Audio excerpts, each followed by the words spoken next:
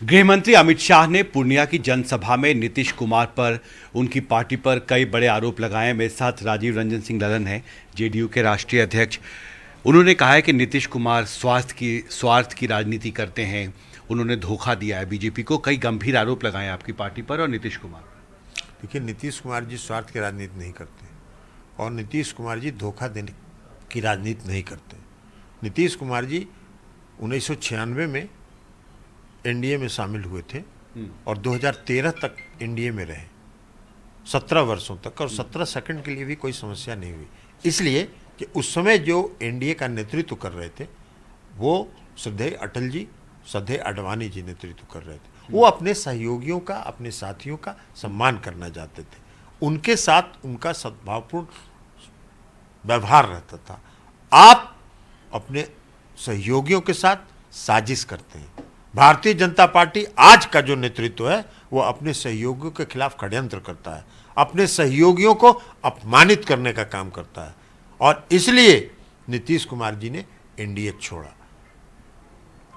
उन्होंने ये भी कहा है कि प्रधानमंत्री बनना चाहते हैं नीतीश कुमार, इसलिए उन्होंने बीजेपी का साथ छोड़ के लालू यादव का हाथ थामा। नीतीश कुमार जी ने बार बार कहा है और हम लोगों ने भी बार बार कहा है, नीतीश कुमार जी प्रधानमंत्री के उम्मीदवार नहीं हैं।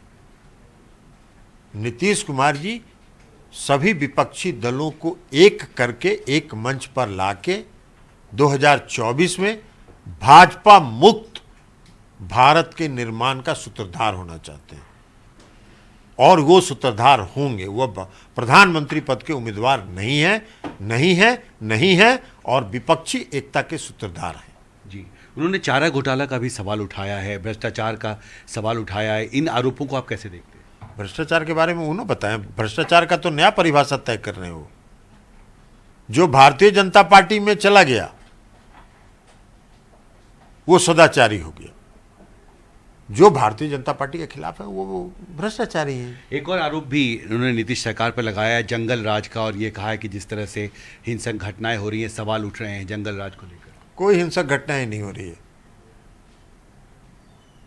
कानून व्यवस्था का अगर आकलन करना हो इस देश के आदरणीय गृह मंत्री जी को, तो जरा दिल्ली का और बिहार का, ये दोनों को आंकड़ा को, प्रतिदिन का आंकड़ा सामने रख दीजिए, पता चल जाएगा आप कहां खड़े हैं। दिल्ली का गृह कानून व्यवस्था किसके अधीन है? इस सीधे तौर पर गृह मंत्री के अधीन है। तो दिल्ली के आंकड़ा बताएं ना। और दूसरा, छिटपुट घटनाएं हो सकती हैं। जहां तक बिहार की घटना का सवाल है, हम गृह मंत्री जी को आमंत्रित करते हैं, बिहार आए, साधारण नागरिक के रूप में 7 दिन बिहार की सड़कों का दौरा करें।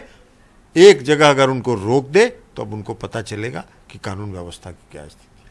अमित शाह ने कहा है कि नीतीश कुमार और लालू यादव की जोड़ी को पेट में दर्द हो रहा है, और ये कहा जा रहा है कि मैं यहाँ झगड़ा लगाने आया हूँ। इस तरह के डर गए हैं नीतीश कुमार और आपका चरित्र यही है।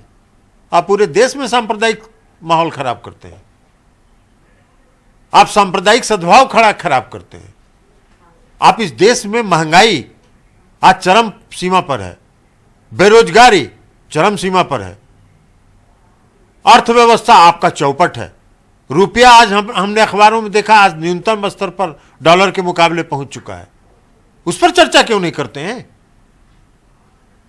दिन भर मंदिर, मस्जिद, हिंदू, मुस्लिम, इसका दिन भर चर्चा करते हैं। तो ये आपका फितरत है, यही काम आप करते हैं। बिना इसके आपको तो वोट मिलेगा नहीं। आपको लगता है कि इसी के नाम पर वोट मिलेगा,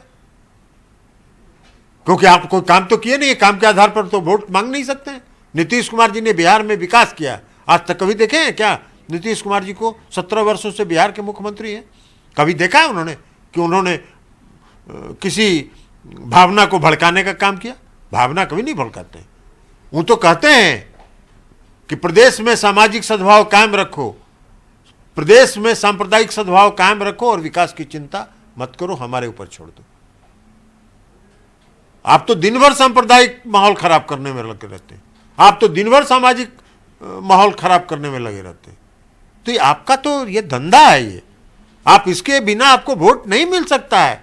इसलिए कि आपको एक काम नहीं है जिसके आधार पर आप बिहार देश की जनता के सामने जाइए और कहिए कि ये हमने सीना ठोक के कि ये काम हमने किया, वोट दे दो।